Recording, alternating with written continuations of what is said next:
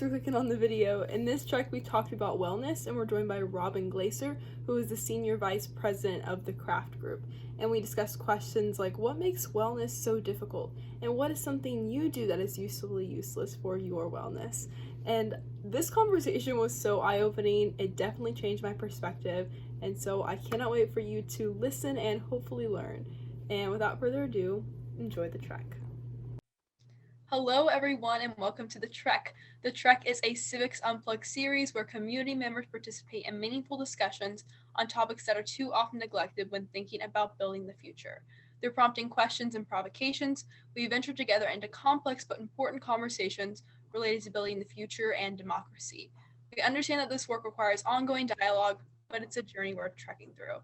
I'm Madison. I'm a high school senior from Oklahoma, joined by some of our community members and two special guests, which you will hear from in just a moment.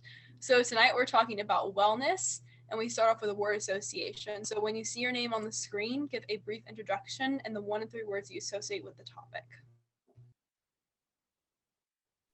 Not me being first. Hi, my name is Angel. I'm 18 years old. I am from Maryland.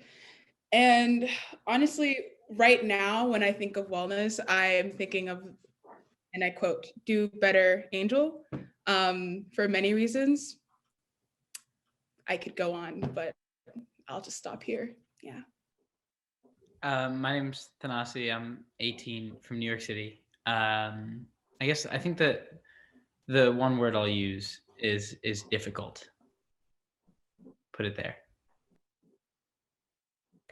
Hello, everyone. My name is Chabu Kapumba. I am 19 and a proud builder of this community. And when I think of wellness, I think of the words mutually beneficial.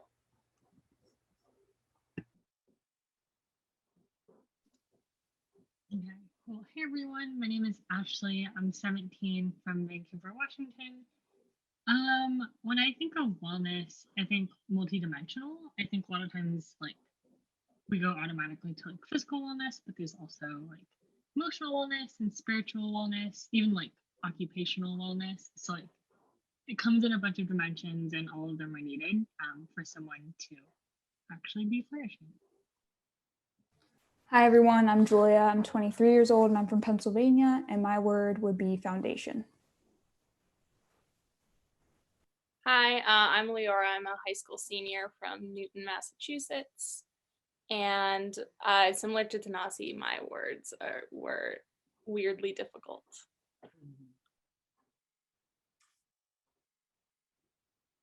Leora, you're a neighbor of mine here in Brookline. So hi everyone, I'm Robyn. I am 50 and I live in Brookline, Massachusetts. And my word is priority.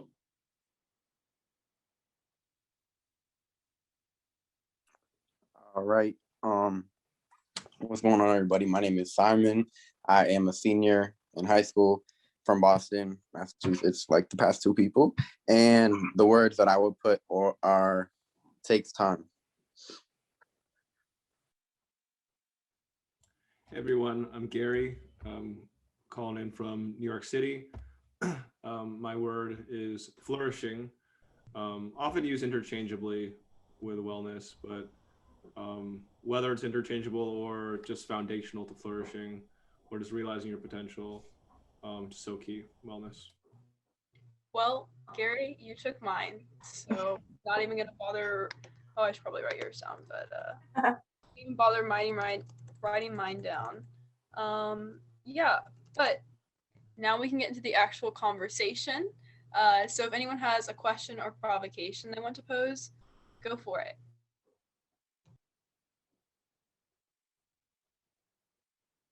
I'd love to get us started. I'd like to pose the question of what makes wellness difficult. I know that was a lot of people's word of association. Yeah, I was actually going to go for the same type of question. And I'm just what I was thinking through and thinking about wellness is how it's a lot of people know that it's a good thing to have. Everybody personally is oh, I want to, be more fit, or I want to be more mentally, emotionally well. But then we tend to not prioritize planning phases, all that stuff. So that's just an Yeah, I completely agree, especially when it comes to prioritizing quote unquote school and work. Wellness does indeed take a backseat. I mean, over break, I would get at least 8-10 hours a night. And the difference was incredible, like very happy, very productive in and of itself. Just a warm, bright person. But now that I have decided to put success, academic success, before like my own personal wellness, you can definitely see that manifesting in other areas of my life. And just the fact that wellness is just so vast. I think Ashley mentioned that there are how many pillars? 8 pillars? That's a lot. That's a lot of areas to try to succeed in. So what makes wellness so difficult is the fact that it's so multidimensional, and you not succeeding or thriving in one area of your life will inevitably roll into other areas of your life. It's like this domino effect, really. Yeah, and like to all the points made, I think like Ashley said earlier, when you think of wellness, you think of physical first, but like everyone else is also saying, in reality, we're putting most of our time into occupational wellness, but does it even mean like the percentage of time we put into occupational wellness ends up trickling down to like taking away from all the other pillars of wellness, which is a thing a lot of people don't talk about. So Yeah, I think there's also, I don't know, I feel like there's this tension between like wellness and self-compassion. And I guess like for a long time, I thought that was like mutually exclusive with like high standards and success. I thought they like cancel each other out and I could have one or the other. And I think a lot of the systems and institutions we're in like actively perpetuate that narrative. So like I think about startup culture and how it's very much like if you are not hustling, you are behind. Like you need to build and break things really quickly. And then even like in schools, like people compete to see like, oh, like who stay up the most or like who is least well. And it's almost like being least well is a mark of like the most success, which is like very off. Yeah. I know. I just wanted to add that I totally resonate with what Ashley and Angel are saying. Also, like a first year in university this year, and I remember like going through my first round of like final exams, and I was on a sync with Gary, and he's like, "Oh, how are you doing?" And I remember being like, "School is not conducive to my well-being right now." And I think that there's just very rare situations where you can find yourself in a system that is like conducive to your well-being across the board, which also makes it really hard to emulate standards for what you would look for in spaces that would be good for your well-being. Yeah, I mean, it brings me back like a conversation we had this morning with Matthew Saunders about like what Unplugged Academy could be. But we were just talking about, or it was something about capitalism and like how people kind of don't think it's like mutually exclusive. And what I used to think was like it was like a race to the bottom. Like if you didn't sleep for 2 days at school, that meant like you were like doing the hardest work and getting the best grades. But what I realized is that like if you are not like taking care of yourself, you're probably just shooting yourself in the foot in other aspects of your life too in the long term. And I like there's no, or I see very little of like corporations or schools telling this to kids. Like they don't encourage kids to say like to take a break. It's kind of just like run, and then you get a week of break where you totally like go to the other side, and then you're so discombobulated, and I don't even think that's beneficial. Yeah. And I think, sorry, go ahead, Simon. I was gonna say I can relate to that. I feel like definitely between like the break and the school part, it's really hard to find that balance and like that in between of like, taking time for yourself while also, still wanting to be productive and get things done in like the various areas of life that life pulls you in. So I don't know what that balance is, but I know that like I'm not sure if that balance is even ever achieved. It's kind of like your life where you kind of go along and try test different things and test the water and figure it out. But like definitely trying to find that balance is important. And I'm realizing now that I'm thinking like there's a lot of ways where I don't have balance. So yeah. Yeah, I think part of why like it's so I think part of why like we hear all the time that wellness is important, but until you actually experience it, like you don't know how much good it can do for you. Like I think that like I think I've known for a long time that like I want to be more well, and like being more well would be good for me in a whole bunch of aspects of my life. But like I don't really think I really like felt freedom or like actually took care of myself until like ironically until like after college applications, like until this winter break where like I first experienced what it actually felt like to like have a bunch of time and actually do what I want to do and be well in more dimensions than just like occupationally or like academically well. And so I think part of it is like people don't experience it, and so because like they haven't experienced it before, like it's hard to know like how much of a game changer it is or like why anyone would need to prioritize it. Yeah, and like to go back to what Thanasi was saying before about like shooting yourself in the foot, it's a really vicious cycle because I think so many times I've associated like taking care of myself or taking time for myself with being weak somehow. And so when you have that mindset and you just continually like push away everything that's going to help you and like keep working, then eventually you're just it's not gonna work. But it's a weird cycle of like, I think that doing good things for myself is bad, so I'm gonna try and do more things that make it worse, and then it just continually gets worse. I had the horrible experience of like going through some massive burnout towards like the end of high school. And I just knew how hard it was to like recover from that. And so for me personally, I get the most nervous not when I have like a ton of assignments piling up. Like yes, I do get a little anxious about that, but like the minute that I find myself like not sleeping well consistently or like skipping breakfast or just like running from thing to thing, like that is the first red flag. And that's the thing that would make me like anxious about like, oh, okay, like I obviously need to pause, reflect, regroup right now. Which makes me want to pose another provocation, if that's okay. But I think that wellness has also been like really branded in a lot of ways that aren't productive and make it hard to kind of tap into its true meaning. And so I guess my question is, if you were to like propose an expanded definition or to like redefine it for someone, how would you go about that, or what would you include? May I offer some thoughts?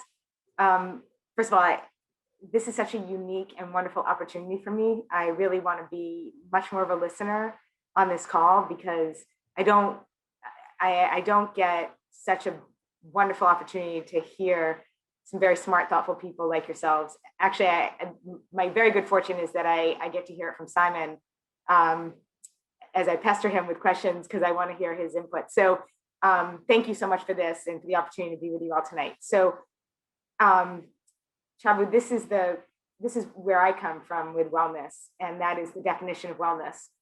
We seem to think of wellness as a cure for a disease.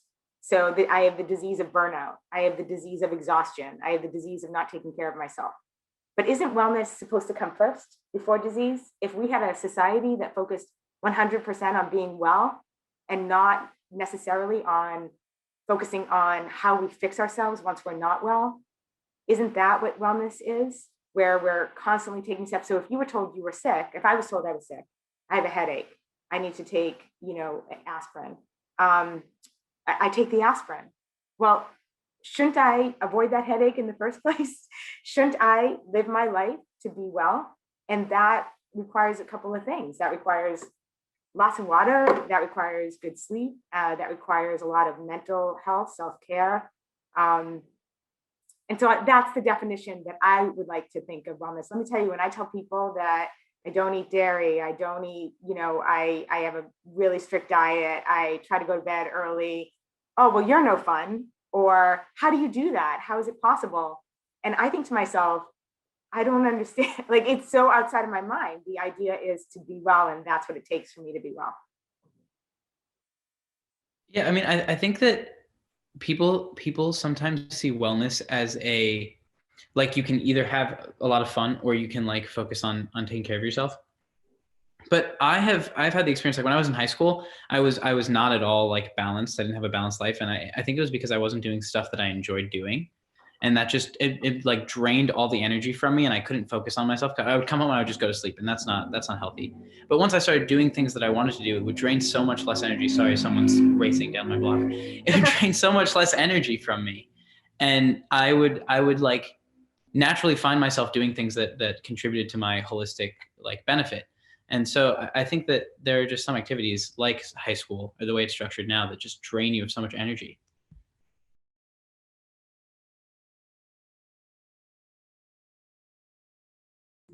I'm just going to jump in very quickly and say that I think there's something like really profound and special and like worth seeking out about the things that you like kind of almost are like obligated to do, but like happen to enjoy. Like I think of just like I have to go to school, and like that could obviously be like a very draining experience, but like when I'm in a class that I'm really passionate about, or we're talking about things that excite me, like that contributes to my wellness. And so if there's a way to like make those two things meet in the middle, I feel like you found something golden there for sure. There is a way to do that. There is, at least in my experience, and that is to be passionate about everything. So, you know, I have levels of passion. I have the extreme levels of passion, and that's, you know, the stuff that gets me jazzed and excited. And then I have kind of like the moderate levels of passion that I think to myself, you know, this may not be the most fun I'm having in the, you know, in the moment, but there's so many reasons why I should be doing it. And that, you know, it's adding a benefit in my life in some way. So I get excited and passionate about it. But that's self-driven. That, you know, you have to make that kind of reality. Yeah, for sure. I guess like something that reminds me of is, I don't know, like something I've been trying to do is to like reframe what I do in terms of like things that I want to do versus things that I should do. And I'm like trying to remove the things I should do until I get to a place where like I'm doing everything that I want to do. And I think even that mental shift makes whatever I am doing contribute more to, I don't know, like to my wellness and like, yeah, I think, I feel like, yeah, sorry. No, go ahead. I was gonna pose another provocation. If I've just realized that it's kind of like removing barriers instead of building towards. There's like things in the way, and so I guess the provocation is, how might we help people remove barriers towards being well? I think part of that is like not maybe we as an individual, but we as a collective, like what we see as wellness and what we see as well in like the media and in our lives and in school is like, personally, I think it's not always the most accurate definition of what it might be for you. So I think one way to like remove barriers is to create a world, well, this is like speaking broad, but like create a world or a community that is more accepting of different types of wellness, or more accepting of like different ways wellness could affect you. Because a lot of times, especially now, I feel like we get caught up with like, you know, what's the latest trend or what's everyone's wearing for clothes or what everyone's looking on Instagram. You know, it's like so much pop culture that like it can make someone's else celebrity live make look more like of what you want to be, when really that's probably not you. You know, we're all different. We're not all meant to be that YouTuber or whatever it may be. So creating more of a space for difference and wellness, I would say, is one way to eliminate barrier. Simon, that's such a good point. I think that the longest time when I thought of self-care, I thought of like taking a night to do a face mask or like take a bath or just something like that. And that's something that's like been pushed by the market, especially in terms of wellness. But yeah, I think that just like that's such a good point, showing that there's different ways to actualize wellness in your own life, and it's so different for every single person. Also, to that point, I feel like once you get to like college age, there's such a big push to kind of like a little bit push out exploration and have so much focus on one thing, like what you want to do maybe for your career, when you're young, like when you're a kid, and there's so much like emphasis on imagination and like diving into so many different areas that all add to your wellness and like that exploration of like experiencing all walks of life and all types of different hobbies, like Robyn was saying earlier, which is an also interesting thing, because I think that takes away from our wellness as we grow up a lot of the times too, is there's such a push for like kind of putting yourself in a box into one area and then getting into that occupation and like just going crazy with that. So yeah. And going back to Simon and Madison's point,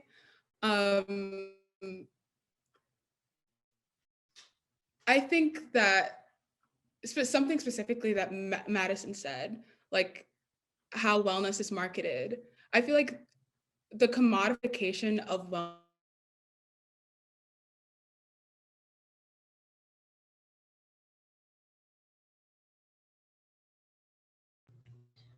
Angel, I can't hear you.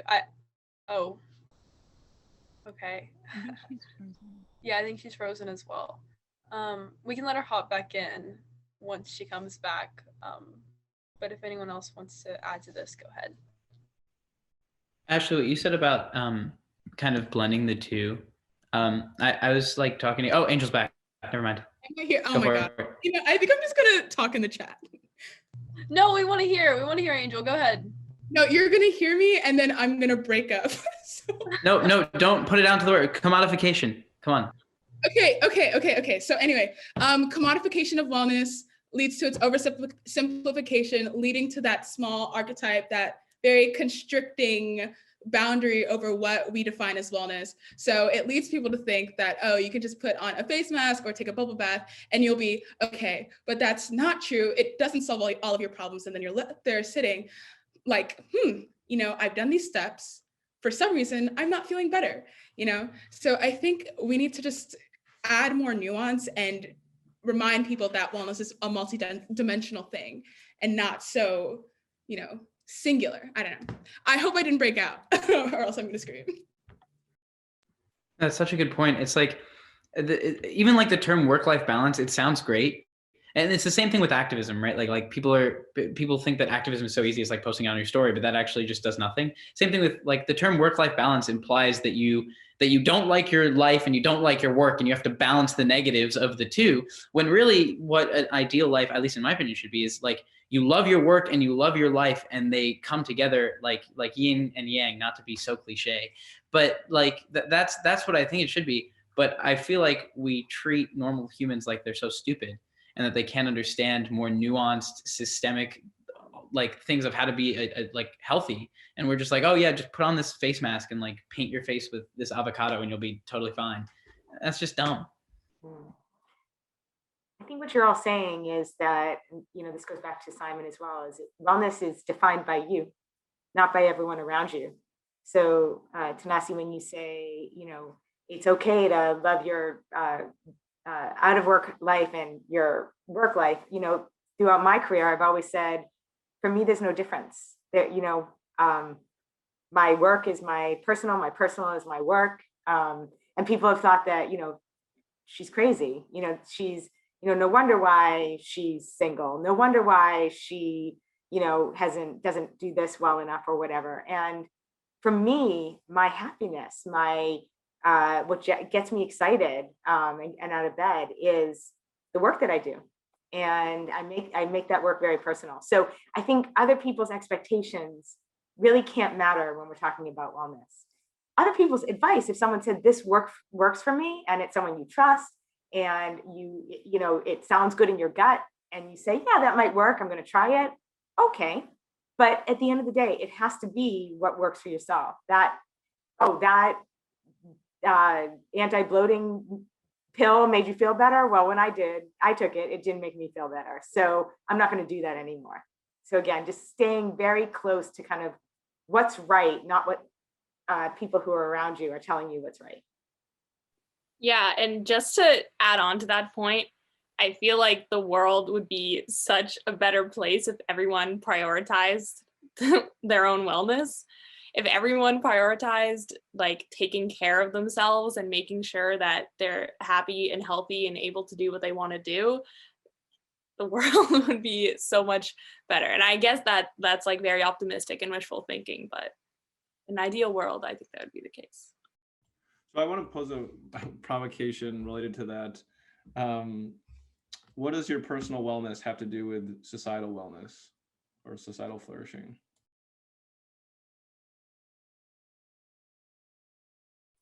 Absolutely everything.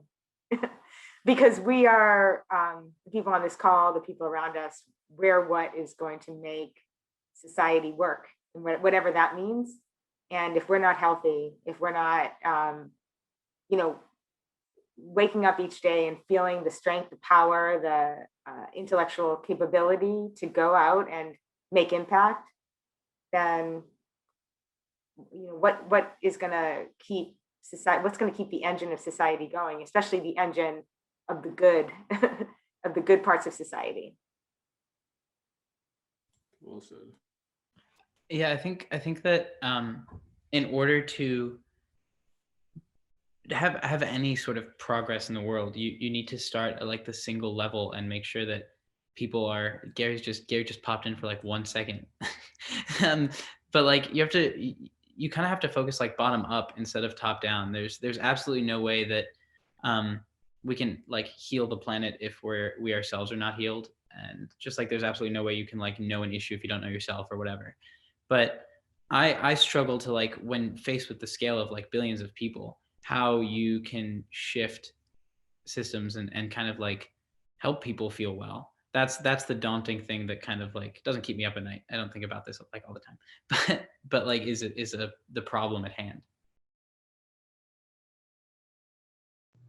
Another conversation that I really liked that was going on between like Robyn and Simon is that you define your wellness and it's not contingent on other people's expectations. And so this is a question that Chabu asked a couple weeks ago, but I want to bring it up for this conversation.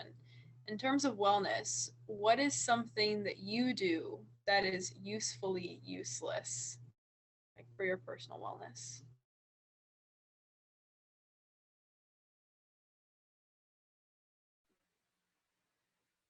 I watch a lot of Criminal Minds.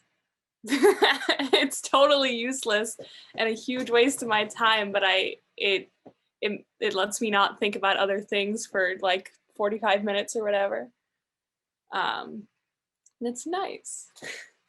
It's not like a very happy show, but it helps me unwind. I want to hear Gary's answer here.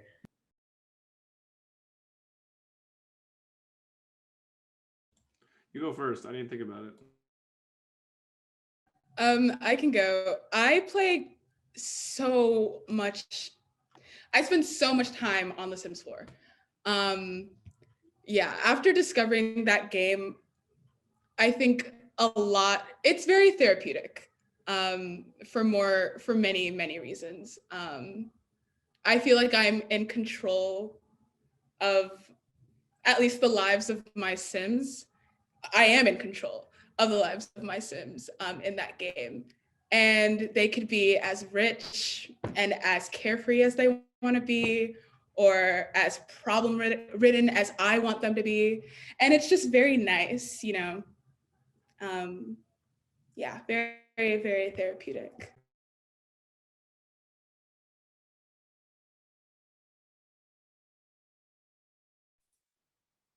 Leora, I'm similar to you. I used to buy Star magazine, and at the back there's a crossword that wasn't as hard as the New York Times crossword. I could actually do it. I literally did not read a single page of Star magazine because I don't care and I don't want to hear gossip or anything like that. I would just rip out that one page and do it, and it would take 45 minutes. And it is like this useless. I feel smart because I can answer some of the questions, and that's it. And I don't, I throw it out and I'm done. I haven't done it in a while. I think I should add that. I should bring that back. I love crosswords. They're very therapeutic. Okay, so I thought of mine. So I love Trader Joe's. Thanasi knows this well. And I intentionally do not get like a ton of stuff every time because I like going to Trader Joe's. So I honestly like would probably go like 4 times a week, just because I like doing it. I like how it's laid out. I like that there's actually a bunch of people there. It's making me realize that am excited for hopefully this summer to be a little bit more social than last year.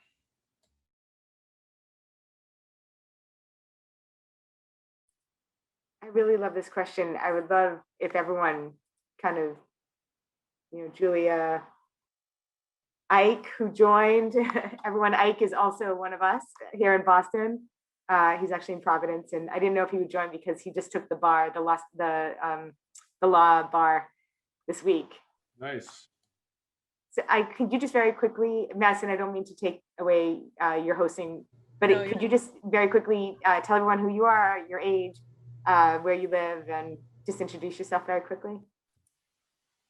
Sure. Hi, everyone. Sorry I'm late. My name is Ike Nettie. I am 28, born and raised in Boston, the Boston area. Now I live in Providence, Providence, Rhode Island. I am happy to be here. Loved everything I've heard from Civics Unplugged, everything since I first heard about it about like a month and a half ago at this point. So happy to be a part of this. Yes, I am Nigerian Angel. Very proudly. Ike, so what is something that is that you do that's usefully useless, that's just part of your well-being? Probably anime. I don't know if anyone else is here is a big anime fan. I'm a huge anime fan.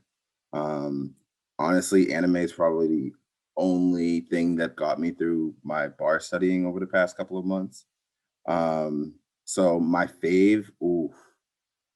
All right, my favorite that I'm watching right now, and I feel like might be underappreciated, is Attack on Titan. Yeah, Angel, I see it. Yeah, it's Attack on Titan.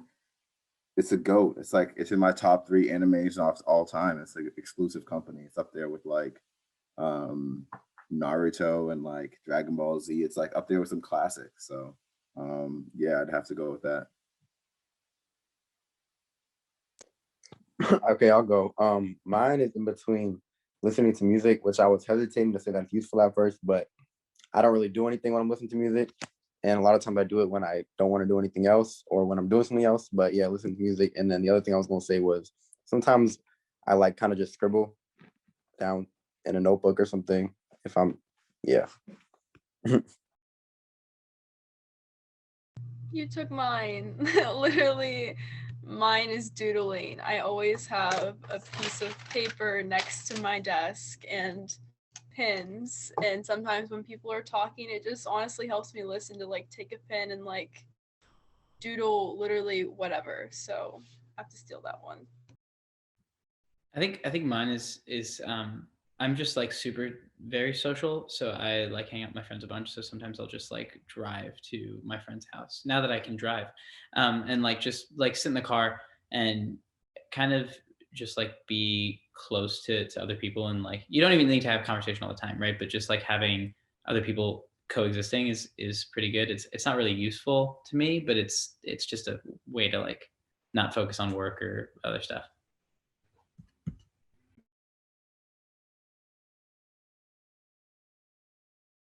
I wonder, is there any like, have there been any interesting like wellness things that you all have seen in maybe jobs or work or school that that have been like cool to you, like time off or different, like I wouldn't call them protocols, but like just interesting, more progressive stuff in the health space that you have seen?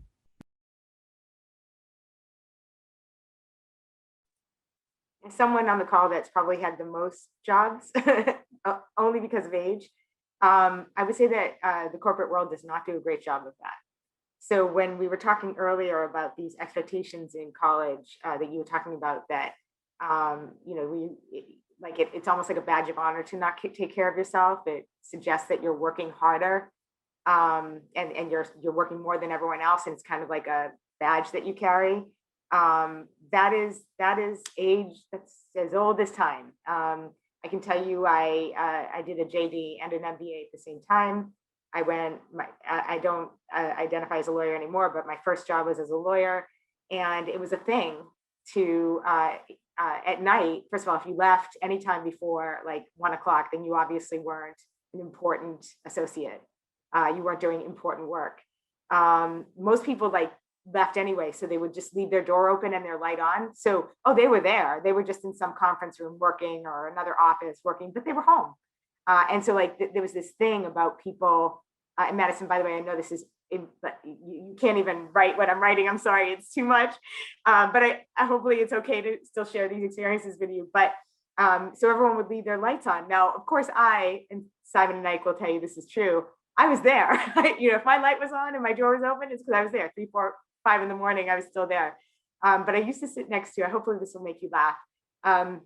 When I was in my 3rd year, a new associate came in. So here he's in his 1st year. The expectations are even higher, that you have to work harder than everyone else and more and longer than everyone else. His name was Angelo Bonvino. And at 6 o'clock every night, he would walk out of his office, shut his light off and shut his door. And one time I said, Angelo, that is so brave of you. He said, what are you talking about? I intend to be a partner here. I need to, I need to live a life that's sustainable. So I want to go home. I want to be with my fiance. I want to have dinner. And I will work later. If you need me, call me. I'll be working later, but I'm going home. And he taught me so much. By the way, that's why, even though it doesn't look like it right now as I talk to you, I want to listen to you because I learned from Angelo. He was younger than me and less experienced than me. And when he said, I want sustainability, and this is the only way I can have sustainability, and walked out of his office, shut his door. It's a learning experience. So I, by the way, all of you, think of Angelo Bonvino as you get older and you work, and you don't have to pretend to be the hardest worker. You just have to work hard and show people what you're made of. Yeah, I can speak to Robyn's point, but also my use, whatever the term was before this, was watching Frenemies podcast. That's like Ethan Klein from H3H3 is like my exact type of humor. So that's my thing. But anyways, back to Robyn's point. Yeah, it's kind of crazy because this year, like I remember I worked in the corporate world for just like a year out of college, and I just remember how my commute was like an hour every day, and like how I was like, everything I'm doing here can be done from home, and like we had no work from home days, and it was such a big thing for like our CEO was that he looked at work from home as being less productive, that people weren't getting their work done. And it's just crazy with COVID, like a lot of bad has come with COVID, but work from home has accelerated so much. And that would probably take another like 5 to 7 years, I feel like. And it's kind of been a punch in the gut to a lot of corporations, seeing that work from home is just as productive. We've gone through every season now for a year. And also there's like a study with just like within corporations, like 6-hour workdays versus 8-hour workdays. And to be honest, it's 9-hour workdays if you're including lunch. And like the productivity actually went up with 6-hour workdays because there was so much less of like diddly daddling around, because we have technology now. There's so much done that was 50 years ago that couldn't be done in 8 hours that can be done much shorter time now. So just a lot of things with that is progressing, like technology mixing in the workplace is helping progress wellness a lot, hopefully. Go ahead. I go to like a very emotional school. I don't know how to describe it well besides that, but I think what makes it like that is that communication. It's a pretty small school, so communication is extremely valued, and teacher-student relationships are like so important. So the school like actively encourages you to talk to your teachers and communicate with your teachers. And I think that has helped me personally like have a much better, like a healthier high school experience, because when you're communicating with like those above you or like the teachers who are there and they're communicating to you that they're just there to help you, it's been so helpful. And it's not something I had in middle and elementary school. Yeah, for me, just think about the whole like job situation. So I've had only 2 jobs in my life. One was the intern lifeguard, where I clean bathrooms and mop floors and all that fun stuff. And my other job, and there was no like wellness incorporated into that job. But I also work currently for like youth activist group for Boston Public Schools. And we have this thing, which I didn't even like connect, but every Wednesday we have a thing called Wellness Wednesdays, which is like from 4 to 6 on Wednesdays, where we get together and like talk about wellness stuff. And I just made this connection. I hadn't even thought of the word deeply until today, but it's kind of funny because I actually have kind of been contributing to like a wellness thing in my job. And it's that work, although, you know, maybe it's less hours and it's not always working 24/7, it's very productive and people always have their full attention. Nothing from work is like pulling them away. They always can bring their full selves there. Other factors may, you know, drain that, like life stuff, but not the work stuff. So I mean, I absolutely love that. And I feel like that's a common thread that I see throughout activist / organizing circles, more late, at least lately, or the ones that I've been involved in. Like I work for this publication thing called Our Climate Voices. And the way that they've enshrined like a culture of care within everything that they've done, I think has done wonders, at least when it comes to prioritizing the wellness of the people who are like volunteering their time and energy to making sure that the work gets done. First of all, whenever we have meetings, we have these really incredible check-ins where exec of the organization herself or themselves comes, go into individual breakout rooms, and we have such great conversations where they check in on how we're doing, whether or not we feel stressed by other life stuff or by the work that we've been given from the organization. And I think just that communication that Leora mentioned at her school, I really wish I had that in high school. I don't know, my high school was ultra competitive and there was definitely wellness was not something that was uplifted for us. Rather, it was test scores and results. So yeah, happy to see that other places are incorporating that into high school experiences. Yeah, I think that a lot of businesses might take the route of not prioritizing wellness, be it days off or anything like Simon mentioned with Wellness Wednesdays, because they see it as like a monetary disadvantage. But I think in the long term, creating things that prioritize wellness will actually serve your business a lot better. I think of the summer I worked at Chick-fil-A, and my boss was always like super adamant about making sure that the employees were like well and happy. Like one day it was like really hot and he was like, if you need to go home, like please go home, or like please go inside and do this, or like do you need a water, do you need a Gatorade or whatever. And in the long term, like that helped so much, because like obviously like happier employees makes happier customers, makes a better business. And so I think that there's a lot to learn from that, and it's not a disadvantage at all. If like it'll serve your company so much better. Yeah, like Yeah. Oh, no, go. You got it. Oh, I was my point is definitely not going to be as thoughtful as yours, but like today, so a couple of weeks back, we got a Nintendo Switch for our office. And when you all come by headquarters, we will play Mario Kart, but we play Mario Kart pretty often, like at night to round off the day. And I was joking with Josh when we first got it that we could like write it off as a technology grant or write it off as a work expense. Like it was just a joke, but the more I played it, the more I realized that how important it is to have spaces where you can, the more important it is to have spaces where you can have fun and like relax and be not work mode with the people you work with, and how that communication kind of changes. Because some we work in like a co-working space. There's very few people there, but one lady came into the kitchen where we were, and we were like, and she was like, "What do you guys do? You guys are just always laughing, but I never hear anything like actually happening." And I joked to her that we kind of just exist. But the real thing was like those kind of experiences are so important, and I think they've made me like super productive, because I'm always like, I can't wait to play Switch. It's really fun. And then after that, I feel so energized at like 6 p.m. And I'm like, okay, I can definitely like do more fun stuff at work for another hour or two. So it's helped me realize a lot. So I think, Julia, did you want to speak? Because I don't want to speak if you do.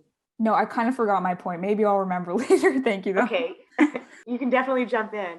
I think as kind of something for you to look forward to, there are a lot of startup, especially in the technology side, that do that. They have, much different than more kind of seasoned or mature environments. They feed, they have lunch and dinner for free for their employees. They have foosball tables. They have yoga classes, that you can take in the middle of the day.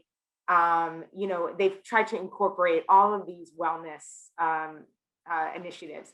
I think what happens is, and while I appreciate the point that Madison, that you made, that sometimes corporations don't think it's economically viable. I think increasingly, even the mature, seasoned, businesses that don't think like the startups, they do recognize how important wellness is, but you have to find the right tools, I think, because what happens is, I have a friend who has a startup and he did all those things. He provided lunch and dinner. He provided a pool table. He encouraged these, let's leave work for an hour, go to a movie and come back. And what happened was that people weren't otherwise keeping themselves well. So that wasn't working. So that he was still finding people who were unhappy at what they were doing, or you weren't finding the fulfillment they wanted at work. And he kept pouring energy and time into finding these activities that would kind of create the sentiment that you're all talking about. And I think it's hard. And I think it comes back to, you have to encourage your people to find wellness as they define it, not in the ways that you try to create for them. Wow.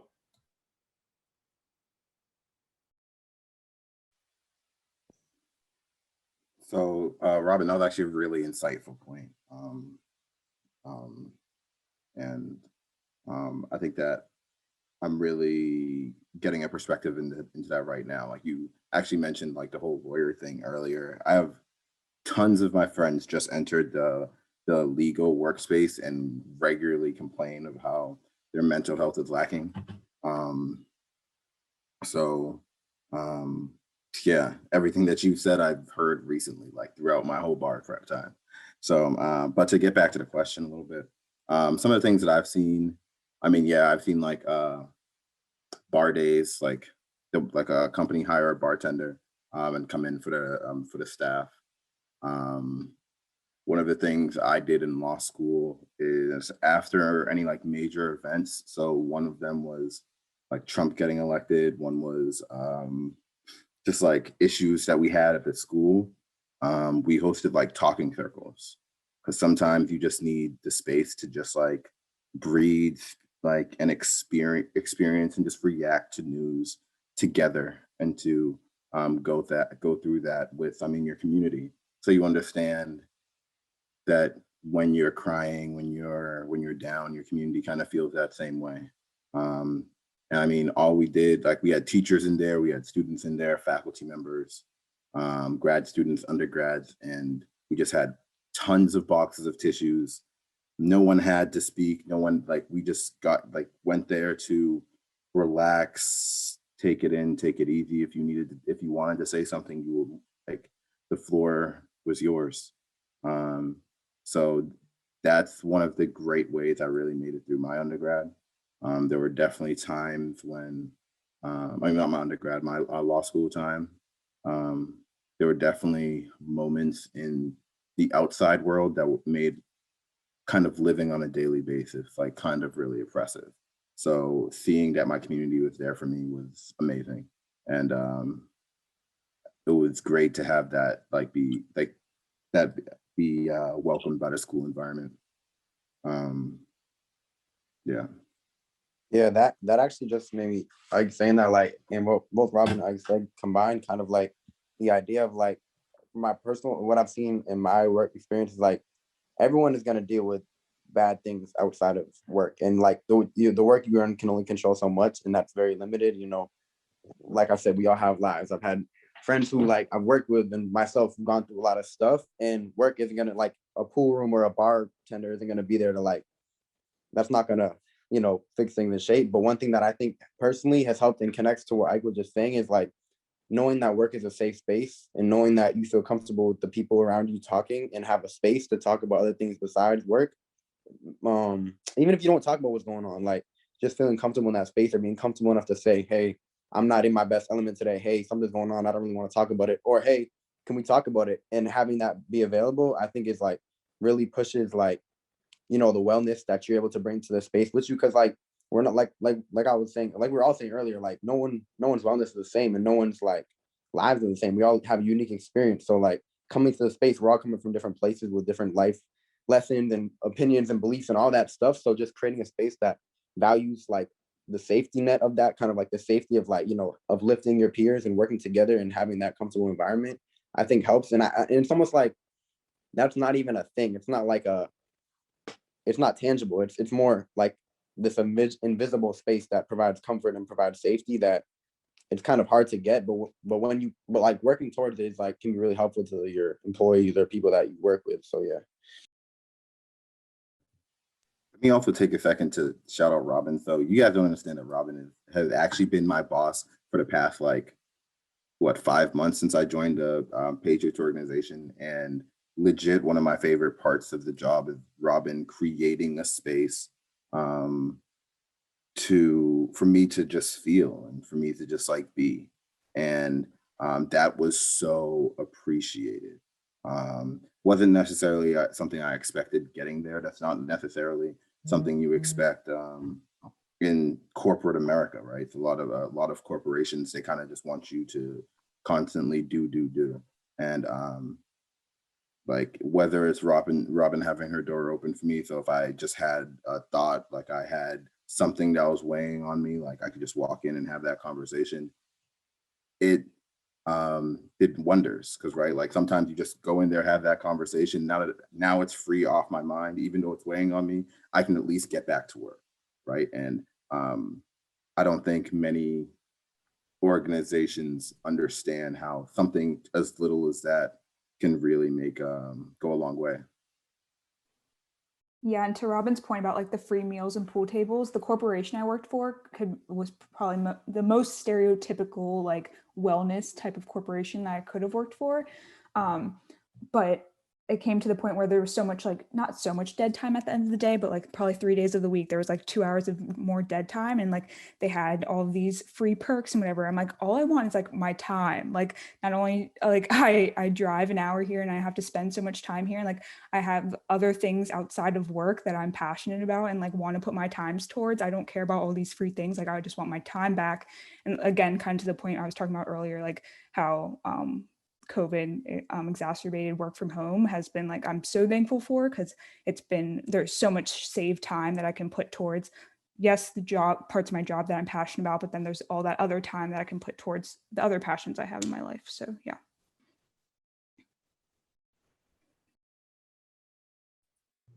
Awesome. Before we move on, I'm the old woman on the phone. So I see in the chat these pluses, which I think are like the thumbs up. But what does it mean when you do like a +1, but then you get like the +111? Like, is that better than the +1? I'm sorry. I'm always trying to learn the cool stuff. So. Like, I'll say for me, like when I just put a bunch of pluses, it's like, wow. But then this, like, I guess there's kind of like a scale. I probably can't speak for other people, but I don't know if anyone has a Thanasi, what are the +1?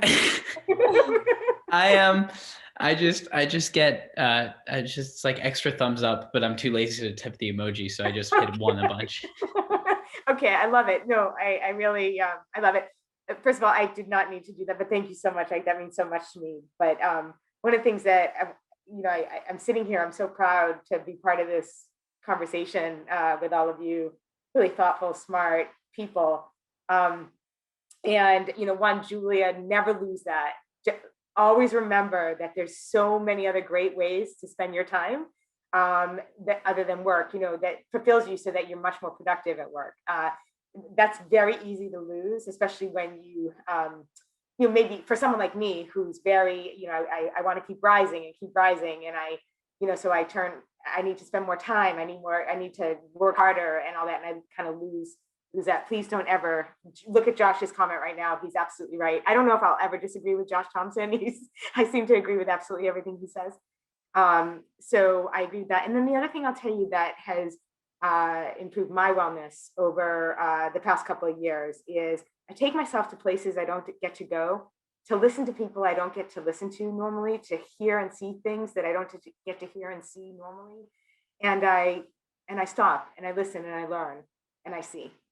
And I do that, that's been Ike in my life with a very different background than mine. It's been Simon in my life with who I regularly engage with because his insights are insights that I don't normally get in my everyday world. That's right, that he's saying that's how she met me. Like I literally saw him and said, I need to know him. And then I asked his parents for permission to know him since he's quite so much younger than me. But I do that a lot, and it brings me a lot of joy and information.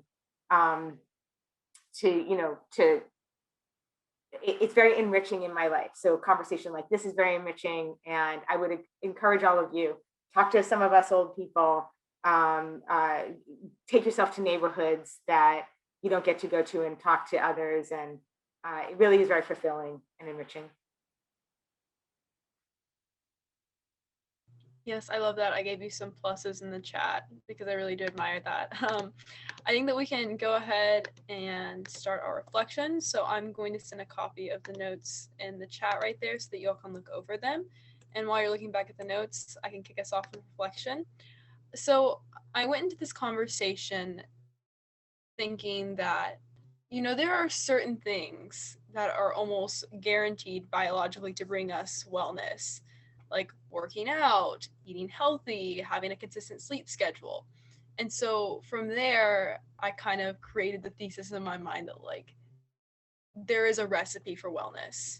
But obviously throughout this conversation, if there's any takeaway, it's that wellness is so different for everyone.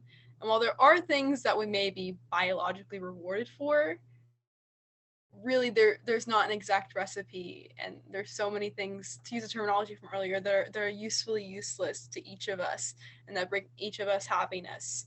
And so now I just have such a wider respect for what keeps other people well and what brings them happiness. So I really appreciate that.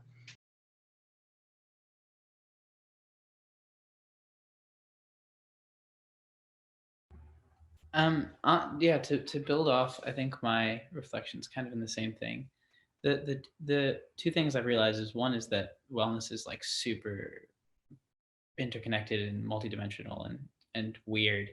And then I don't think I'll ever get a full grasp, but I don't know if anyone does. And then the second thing is, I guess from a more practical standpoint, it's one thing to provide things that you would give you wellness to others to help them have wellness, but it's another thing to set up spaces and foundations so that they can find their own wellness and be supportive of them finding their own wellness. And that's not something I really thought of until right now. And I think that's just a really helpful thing for me as I go out and spend the rest of X years on this planet. It's just a good framing.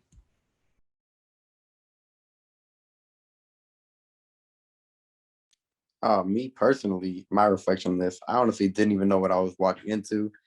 Didn't even know we were talking about wellness. Now I do once the conversation started. But I think one of the things that really stuck out with me was the importance and the emphasis on wellness in our personal lives, what that means. Sometimes you get caught up going or doing this, doing that. You forget to slow down and really think about yourself. Even when it feels like you're in the middle of a pandemic and you're bored, you can still forget your wellness and you can still forget what that means. And I think that this conversation really opened my eyes to how everyone else on here looks at wellness and what they, even just their thoughts about it, just thoughts that never would have crossed my mind. And that's almost intrigued me to further my own thinking of what wellness means for me. Because when the question was asked, what was the useful, useless, whatever that thing was, I was I don't know. It took me a while to come up with something, and even my answer didn't feel like it was the most, not authentic, but what do I really do? And I'm what do I really do? So I guess it's just really pushed me to think more in and also look at how that affects me more out in the world. So yeah.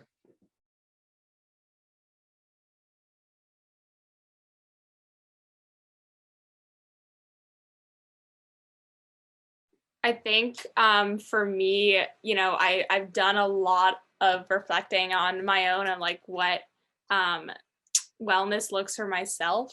And as we've talked a little bit about how we can imbue spaces that we go into with wellness, I'm thinking about how wellness, there's a mutuality to it. There's an understanding that, between people, there's a give and a take, that that if someone needs their time and if someone needs that, you're going to give it to them and they would do it the same for you. So I'm just thinking about the ways in which I can help the spaces that I'm in with that like mutual agreement of wellness.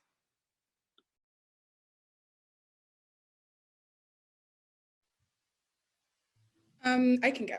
I definitely am resonating with all of the reflections that have been spoken today. I think for me, this trek has been a huge call out, even though, you know, I always call out myself, but I'm very much a hypocrite.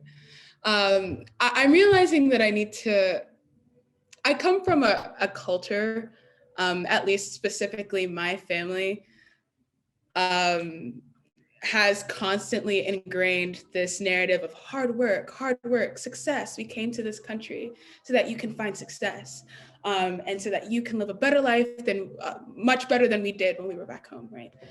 And I think that that's materialized into something that has been not very self-serving to my overall wellness equation. So I think this trek specifically, hearing some of the amazing things that have been said, has made me realize how much I need to deconstruct that well-intentioned but toxic narrative that my parents have supplanted within me. Yeah, that's what I'm taking away from this. So I'll go next, and I'll use my reflection as almost like a direct response to Angel. And that's because, I mean, I'm a bit older, right? And I had those same kind of toxic comments all throughout my life, right? And on one hand, it's been amazing, right? Like my family, like all of my siblings are doing great things, like, and it's super rewarding, like, but like at the same time, um, just time away, taking time to myself and understanding myself more has made me realize that nothing is more important than your relationship with yourself, right? And that's kind of how I see wellness. Um, I mean, the whole African parents, particularly Nigerian parents, they push very, very hard to help inspire their children to be great, and do great things. But the one thing that they always overlook is how much like you matter to you, right? Like they want that, like there is a push to acquire things, accomplish things, but to me the most important thing is to be settled and happy with myself, like, you know, like whether that's aligning, like only working for companies that align with my personal views or my personal needs or support me as an individual, or it's only doing things, supporting ideas, taking classes that like I am really truly interested in, right? That is so important. That is so important, because if you don't got you, who else will? You know, and that's really important to actually understand, because I mean, to me, I also think that humans, we are inherently like selfish beings, which is really interesting, because while I believe that, um, in the sense that we are always, very often we will put the needs of ourselves or like pursue the things that we're most focused on. The interesting thing to me about that statement though is wellness is such a topic that we're so willing to skip, right? If we are such selfish beings, our own wellness should be the number one thing that we really want to focus on. We got to make sure our head's right, but it is the one of the most skipped, ignored things is our own personal mental well-being, and that's like it's just interesting, you know. And I would definitely recommend all of you not to fall into that trap. Don't get to your mid-20s, late 20s, into your 30s and not have a relationship with yourself, because everything else can go at the drop of a dime, right? The only thing that you're stuck with forever is yourself. So yeah, definitely take that time, understand who you are, and yeah, grow that way.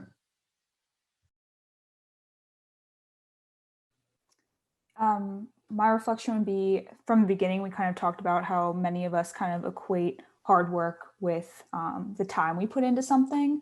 And something I've been realizing a lot lately is even just like, I've always been someone who like, I'm a night owl. I usually get like no sleep because the more time I put into things, again, I also feel like I'm working harder. But even just like this week, I've been trying to get to bed earlier. Like usually I go to bed like 2 or 3, and I've been trying to get to bed by like midnight every night.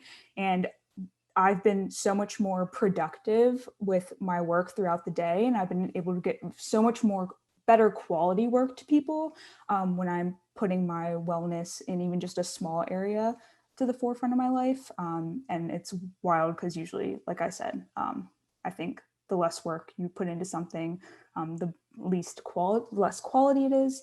But just realizing that working on your wellness will trickle into bettering other aspects of your life as well.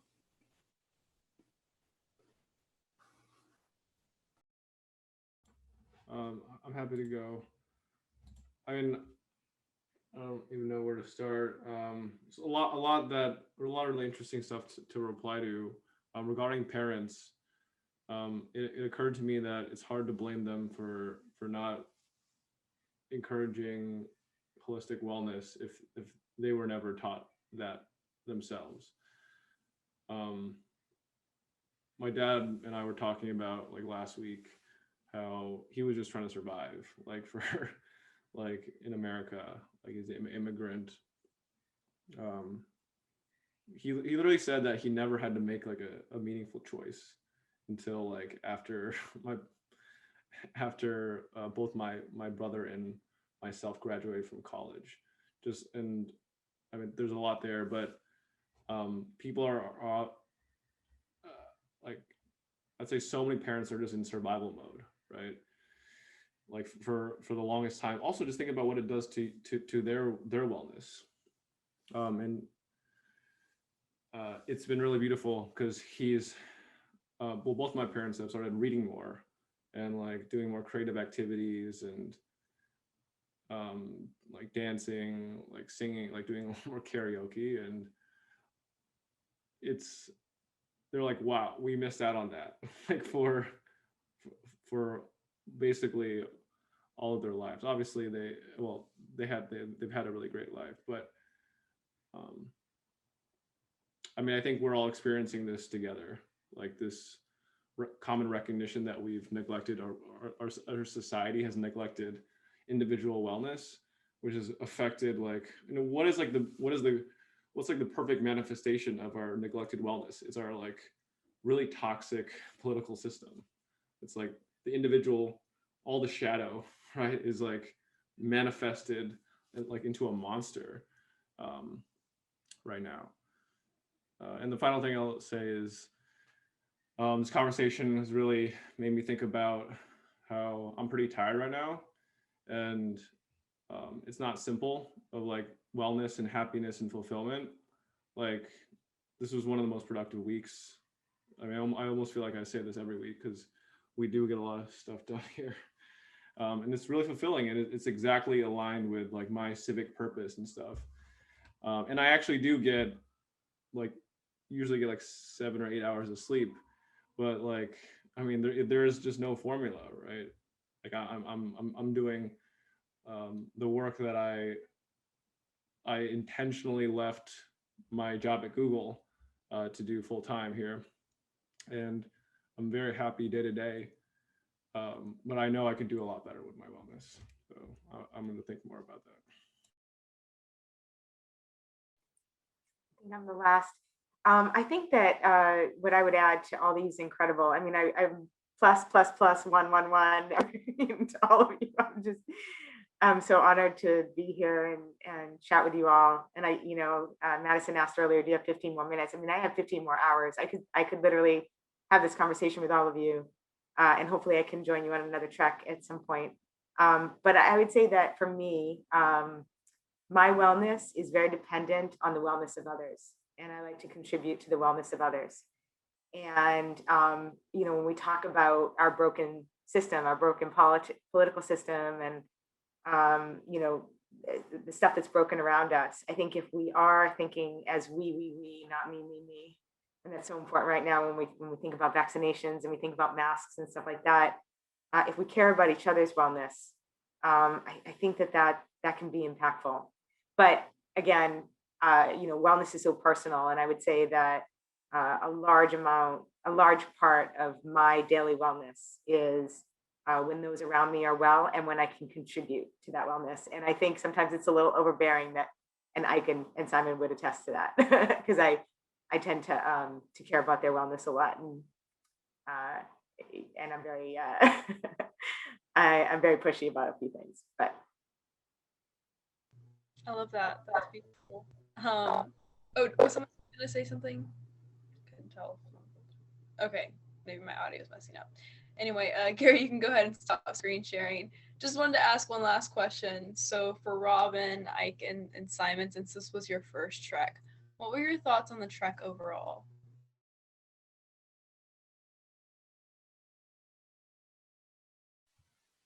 I mean, this is cool. This is such a just dope thing to do with yourself, right? It's it reminds me of kind of the talking circles or community circles thing that I was mentioning that I did at my law school. Like, you come here and you're able to just experience, think with each other and understand, come together as a community. And I think it's a really, really cool thing amongst all of the really cool things that you guys do with the Civics Unplugged.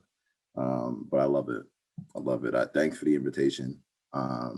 I would love to definitely join another one in the future. Yeah, I really enjoyed this. This was a very positive experience for me. I kind of liked how for me, I kind of just we got thrown right in. I kind of liked how there wasn't oh, I mean, you guys said, oh, here are the new people, but we just I don't need to get a special introduction or anything. I'm not special, so I just liked how you threw us right in and kind of just started going, and we was going, and I think this trek idea could really be used in so many other spaces, and I think so many people could benefit. I think honestly, this is part of people's wellness. Things like these contribute to wellness. Talking about wellness probably contributes to wellness. So I don't know. I really enjoyed it. I really enjoyed hearing so many people's perspectives from that I've never met before, and from so many different places in the country or the world. I don't know. I forget, but yeah, it was very inspiring, and yeah, I enjoyed it. I'm trying to think. There was one other thing I was gonna say. Oh, I like how I didn't even pay attention to the first slide coming on my phone, but I kind of thought it was cool how someone was it Madison who was writing notes about what people were saying, because I was like, oh, that was the question we're supposed to answer. So that was just another really cool part to it. So yeah.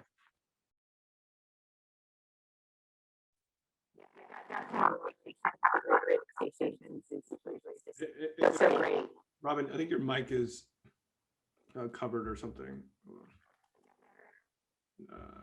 No. Okay. Mute yourself and unmute. Try that. Oh. No. All of a sudden. Let's see. About my speakers. Is that better? No. Okay. The track was so powerful it broke. Do you have your AirPods or anything that might be able to change it? I just say, yeah. Sorry. Still, my. Let me see if my.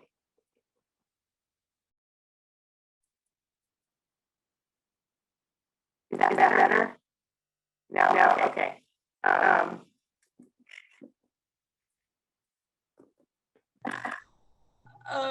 While you're typing that in the meantime, wanted to respond to what Simon said.